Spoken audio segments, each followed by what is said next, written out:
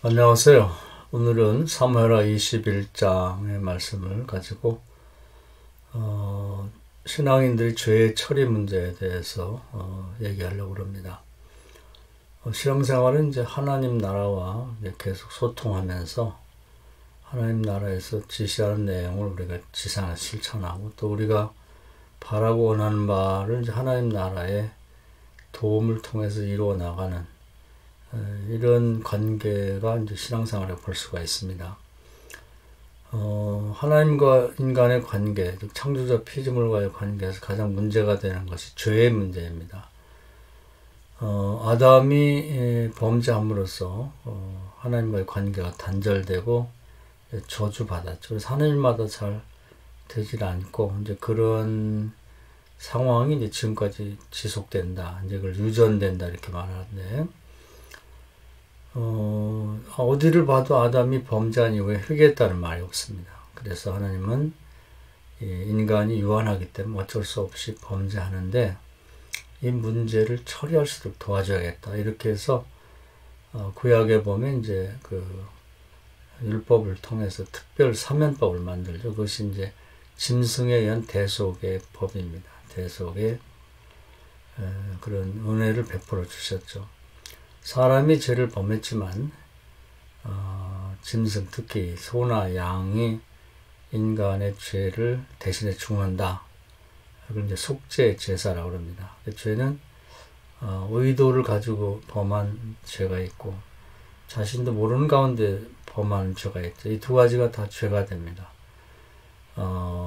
알고 지은 죄는 이제 속죄 죄라고 하는 제사를 통해서 소나 양을 잡아서 대신 드림으로써 그들이, 즉 소와 양이, 죄인이 그의 머리에 손을 얹고 기도할 때 사람이 가진 죄가 죄가 없는 이제 양이나 소에게 전가된다고 그러죠. 죄가 그쪽으로 넘어가고, 그들이 죄가 많은 그 짐승이 돼서 죽음으로써 그 사람이 대신 사는 이런 방편을 마련한 것이죠. 또 모르고 무의식 중에 지은 죄는 속건제라는 제도를 통해서 속죄받을 수 있도록 이렇게 만들었습니다. 그래서 사람은 이제 하나님과의 관계를 계속하려면 지은 죄를 반드시 처리하고 넘어가야 됩니다. 그래서 구약의 레위기는 제사법전이라고 하는데, 거기서 가장 복잡하고 중요하게 다루는 것이 이제 속죄의 문제입니다. 일단 죄가 있으면 하나님 나라와 관계가 단절되는 것이죠. 그래서 이제 이 문제를 아담 시대부터 지금까지 해결하려고 하나님 나라도 노력을 많이 하셨고, 또 사람들도 많이 노력을 했죠. 신약에 오면 이제 이 죄를 짐승만 가지고는 해결이 안 되니까요.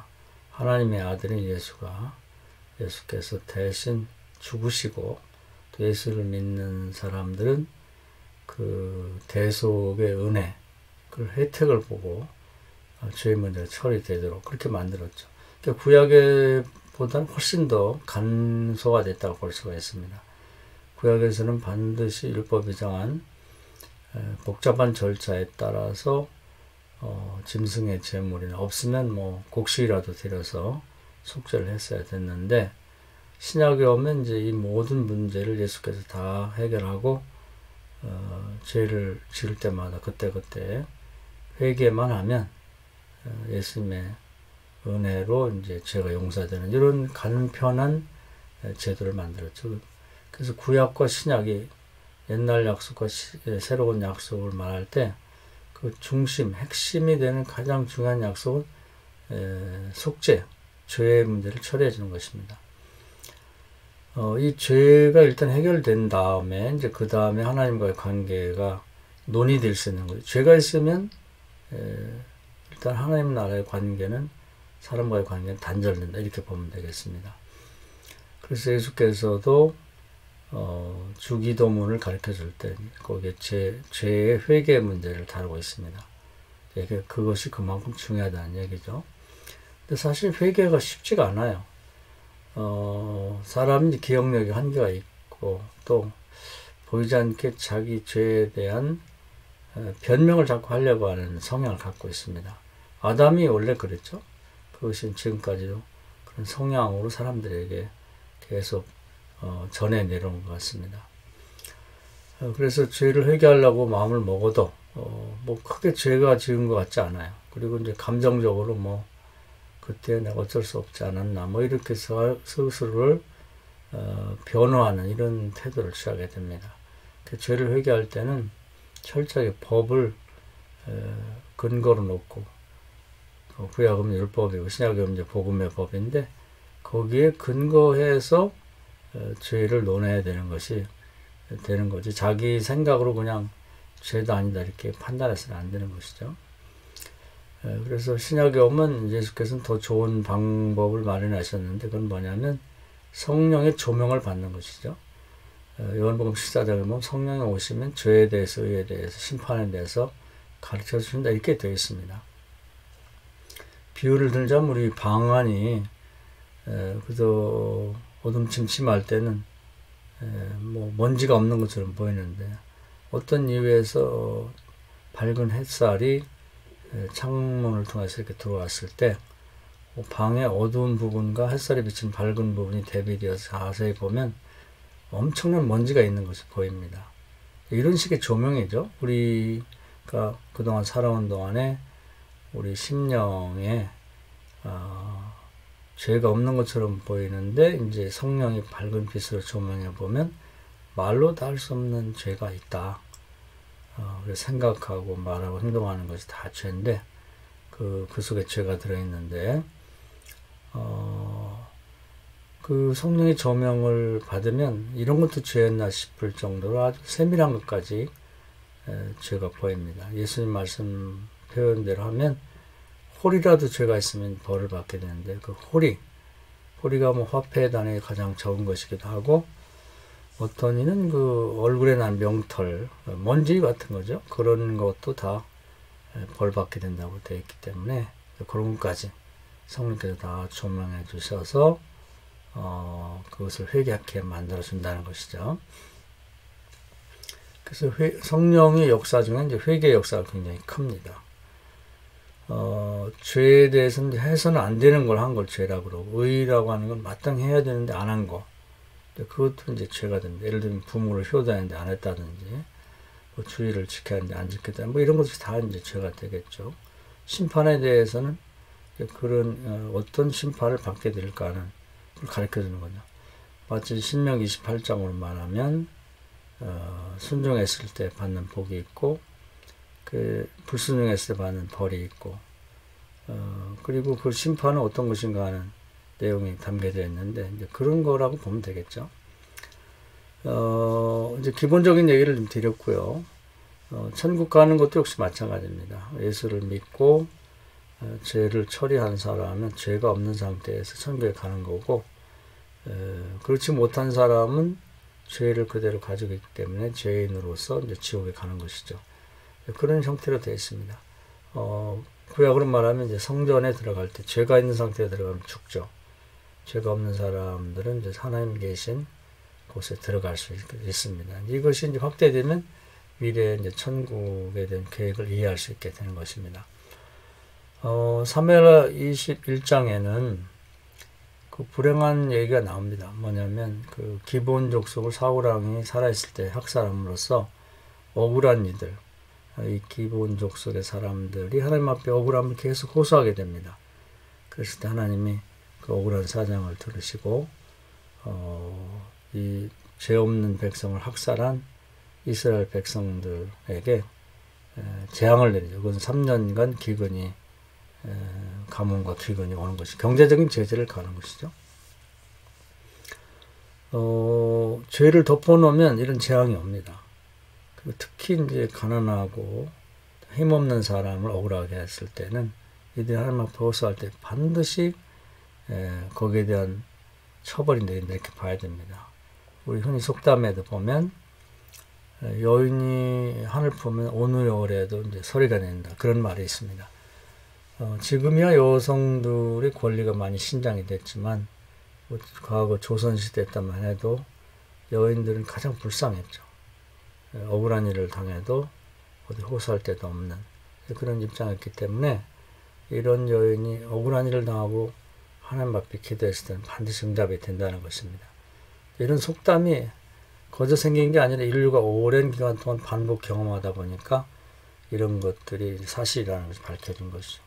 근데 그것이 이제 성경에서도 증명이 됩니다. 이 기본 족속들이 한 맺힌 기도가 하나님께 상달되어서 가뭄이라는 재앙으로 이제 이스라엘 백성들에게 임한 것이죠. 다윗이 이제 금전적인 보상을 하고 싶었으나 이들이 거절하고 우리를 억울하게 죽인 사울왕의 가족 7명만 죽이고 싶다. 그럼 한을 풀고 당신들 이 나라를 저주하던 걸 바꿔서 축복하겠다. 이렇게 약속을 합니다. 그래서 다윗이 할 수 없이 사울왕 가족을 조사해 보니까 뭐 아들들은 거의 끝났고 이제 손주들과 외손주들이 일부 살아 있어서 7명을 골라서 기본 족속에 넘깁니다. 기본 족속들은 또 역시 뭐 아무런 죄가 없죠. 뭐 할아버지가 죄지 뭐 손주들은 죄가 없는데 이 사울왕의 손주들을 데려다가 죽입니다. 그러자 이제 사울왕의 첩이었던 한 여인이 뭐 자기 친자식은 아니지만 뭐 친자식도 섞여 있는지 모르겠죠.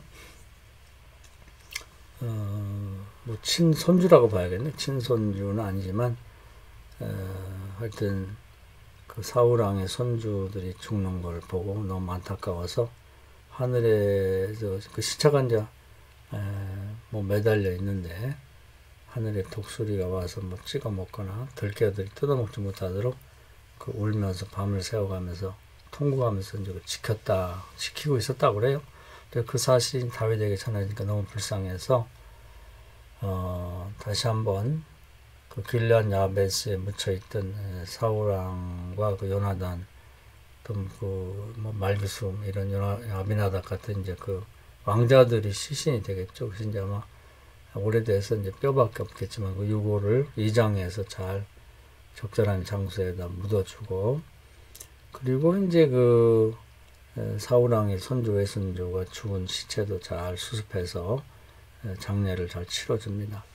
그래서 이제 일단의 그 죄의 문제, 사울왕이 뭐 죄가 많았죠. 뭐 하나님의 말씀을 어기와 아멜렉 족속을 진멸하지 않았던 그런 우상 숭배의 죄, 그것이 또 있고, 그 다음에 뭐 높당의 제상들을 학살했던 죄가 또 있고, 그리고 이제 뒤늦게 알려졌습니다만 기브온 족속들을 학살한 죄, 이런 죄들이 중첩돼서 그 가중 처벌이 돼서 이 사울왕의 집안이 이제 그 멸족에 가까운 그런 3대에 걸친 멸족에 가까운 처벌을 받게 되죠. 그리고 이제 그 다윗 왕이 이제 그들이 뭐 잘못해서 벌을 받은 건 벌을 받은 거고 또 뭐 어떻게 생각해 보면 자기 장인이자 또 인척들이니까 그들의 시신을 잘 수습해서 장례를 잘 치러줌으로써 이 모든 문제가 일단 낙됩니다. 그러고 나니까 그 말씀에 보면 비로소 그 나라에 관한 기도 하나님께 상달되 응답되었다 이렇게 되어 있습니다. 이 대목이 굉장히 중요하죠. 결론적으로 말하면 이제 죄가 그대로 덮여져 있으면은 하나님께 기도해도 그 응답이 없다는 것이죠. 아브라함도 그 첩을 얻는 범죄를 범했을 때 13년 동안 하나님이 응답하지 않았죠. 그 후에 하나님께서 오셔서 너는 내 앞에서 행하여 완전하라 그런 말씀하셨습니다. 죄에 대한 그 응징이라고 봐야 되겠죠. 사울왕 같은 건 더하죠. 길보아 전투가 벌어서 블레셋에 침공 왔을 때 자기가 미워서 쫓아낸 다윗은 블레셋 쪽에 건너가 있고 이제 정말 가슴이 졸이고 뭐 이제 죽게 되었으니까 하나님의 도움을 요청했는데 하나님이 어떤 방식으로도 응답하지 않았다 이렇게 되어 있습니다. 그래서 뭐 선지자를 통해서도 우림과 tum빔으로도 말씀으로도 어떤 꿈으로 환상으로도 말씀하지 않았다. 그러니까 죄가 있기 때문에 그런 것이거든요. 그것을 철저히 회개했더라면 그때 도움을 받을 수 있었을 텐데 그렇게 되지 못한. 그래서 이 다윗이나 아브라함이나 또 사울왕 같은 분들은 이제 성경에서 그 이제 알려진 인물들인데도 불구하고 죄가 있을 때는 그 죄 때문에 하나님과의 관계가 단절됐다 하는 것을 보여주고, 이러한 문제는 아담 때부터 시작해서 구약시대를 거쳐 지금도 지속되고 있다는 것입니다. 우리는 하나님과의 관계를 개성하고 기도 응답을 받고 싶다 그러면 나에게는 그냥 이렇게 덮어놓은 그런 죄가 없는지를 한번 살펴봐야 될 것 같습니다. 그것이 어떤 형태로든지 회개하고 처리가 될 때 다윗과 그 나라의 기도 응답이 비로소 시작됐던 것 같은 동일한 응답이 우리에게 있을 것입니다. 이 말씀 은혜가 되기를 주님의 이름으로 축원합니다. 감사합니다.